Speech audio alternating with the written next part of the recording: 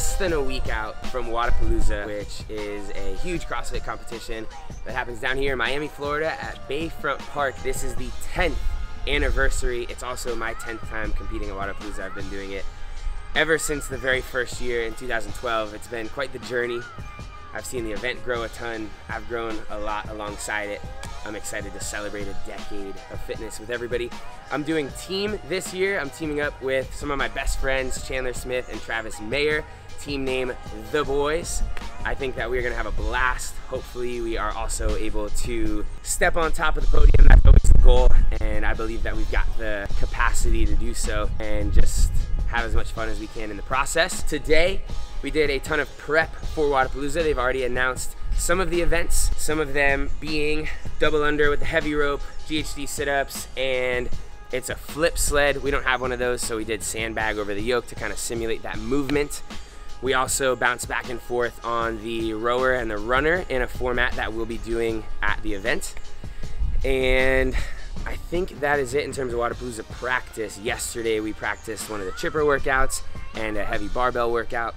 I think that's all they've announced so far, 4 out of the however many events there will be. And the event runs from Thursday through Sunday, 4 days of competing.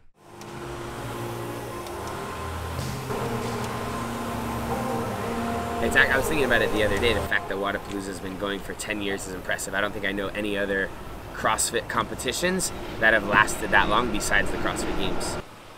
The first year, the setup was a lot more minimalistic, and the final event the first year was at like 8 p.m. at night. There were no lights. It was dark, dark, dark, and we had to push a sled around the fountain that's in the middle of the venue. And I just remember it being super gritty, kind of like OG CrossFit. The sled was rusty and grinding and like shooting sparks in the air, and everybody was cheering, like running alongside their friends while they were pushing the sleds.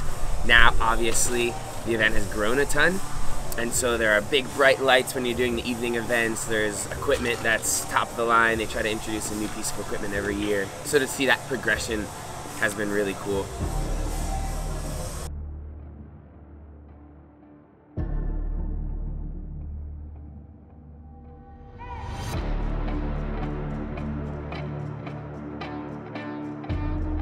This year, I made the decision to compete on a team at Wodapalooza because coming off some injuries from last season, as a lot of you guys know, my shoulder has some small tears in it.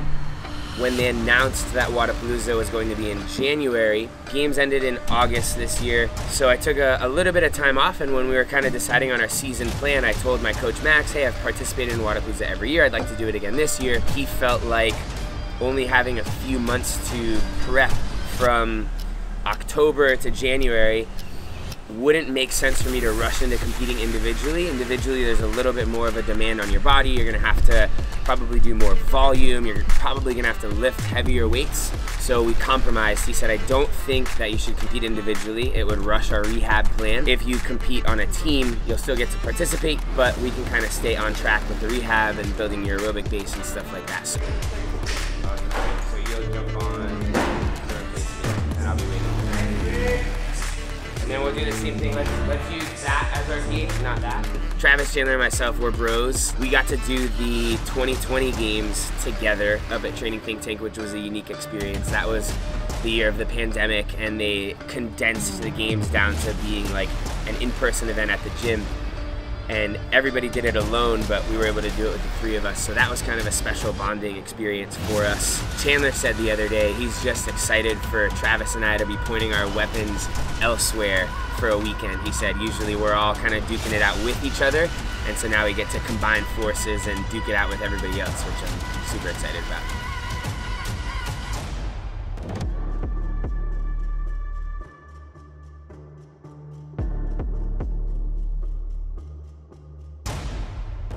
As far as I know, myself and one of the members at Peak Terra are the only athletes that I'm aware of, and we might be wrong, there might be others out there that have competed at Wodapalooza every year since the beginning, which is really cool.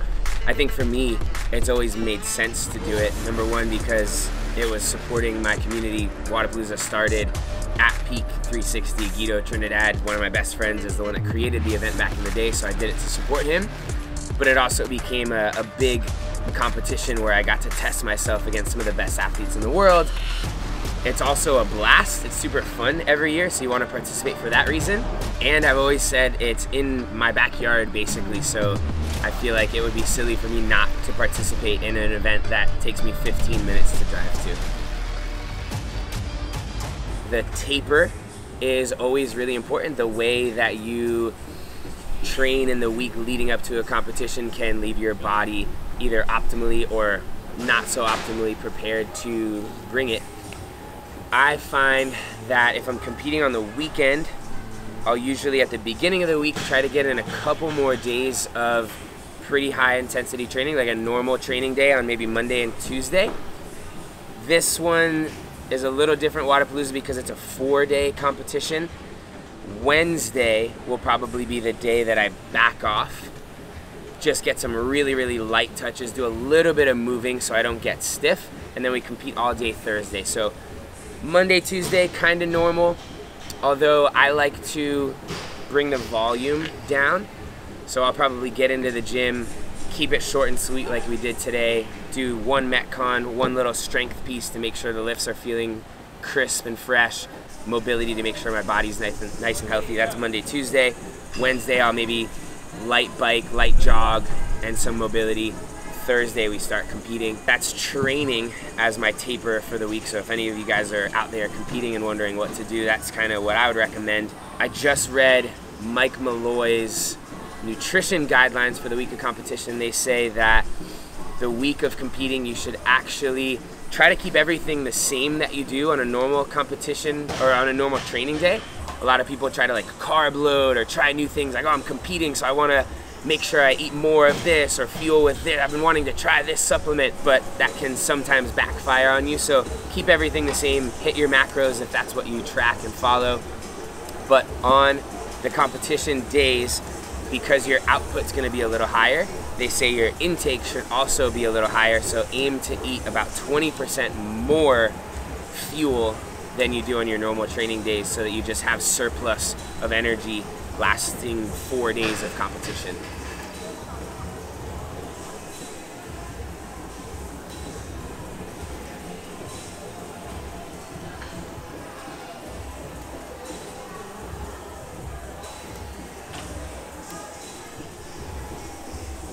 Most competitions in CrossFit, including the games, will slowly announce some of the events the week or two before the games to give some athletes a little bit of time to prepare, and then some of them they'll save and announce as surprises like the day of the event. So far we know 4 of the Wodapalooza workouts. I like them all so far. I haven't had one that's come out where I'm like, ooh, that's my jam. I'm still waiting on that one. But I think there are elements to all of the ones that have been announced so far that are really good for our team. Things that like Travis is gonna do really, really well on, so we're gonna let him kind of take the reins and like crush the pig flip and hang cleans, whereas Chandler's really good at shoulder to overhead, so he's gonna do a lot of those during that workout. So I think we'll each be able to contribute our strengths, and where maybe we lack a little bit, we'll have our teammates to kind of pick us up and work our way through it. And so far, that's played out on all of the 4 events. I'm hoping that there's one that's like a home run event where the 3 of us combine forces and just blow everybody else out of the water. 3, 2. Don't lie to me. The guy will say it, okay? We'll hear it. 3, 2, 1, go.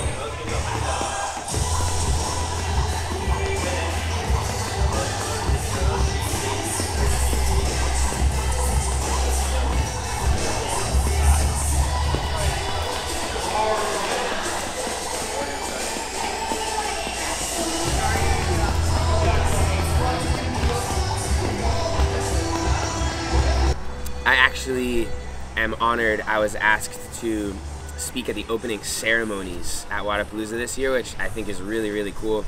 In general, Wodapalooza, and they've made it their tagline for years, is that it's a celebration of fitness, community, life, and that's what it's all about. I started to get a little wrapped up a couple weeks ago in the competition aspect of it, thinking about how we have to win and we have to prove to our sponsors and the fans that Travis and Chandler and I are all still like top athletes. And I was getting kind of distracted by that notion and thinking a little bit less about how much fun it's going to be to team up with those guys, that it's a once in a lifetime opportunity to compete with my brothers, you know. So while I do want to do well, I also want to make sure that we create some amazing memories between the three of us, yes, but also everybody else in the community as a whole. That's what it's all about. Wodapalooza is fun. It's about the connections, the people, the vibe. You guys are coming to the event. Please do not be afraid to come up to any of us and all of us. Say hi. We're there to meet you guys. Sure, we're there to compete, but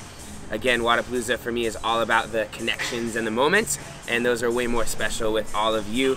So I cannot wait to see you there. Let's take some pictures together, high five, hug it out, and make it an amazing weekend. Not too shabby. One set down, 2 to go.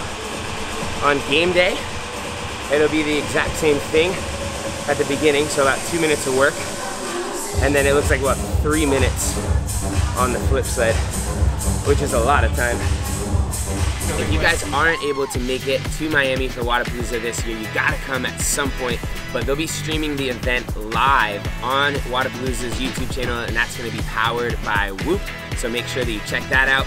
Speaking of YouTube, we are going to be documenting the whole event in kind of more of a behind the scenes way, so you guys can look forward to that being on my channel post-event. There's gonna be a recap. Hopefully it's one celebrating our victory and all the awesome moments that we have along the way, but check both of those out. Speaking of powered by Whoop, let's check out my data for today's training session. We are all caught up. It is 3:30 now, and I've already racked up a 16.4 strain, which doesn't sound that crazy, but we didn't do a whole lot of training this morning. It was probably 2 hours total of work. There's a chance that we come back a little bit later if Wodapalooza has announced another event to do a little PM session, but a 16.4 strain for one session here is pretty solid.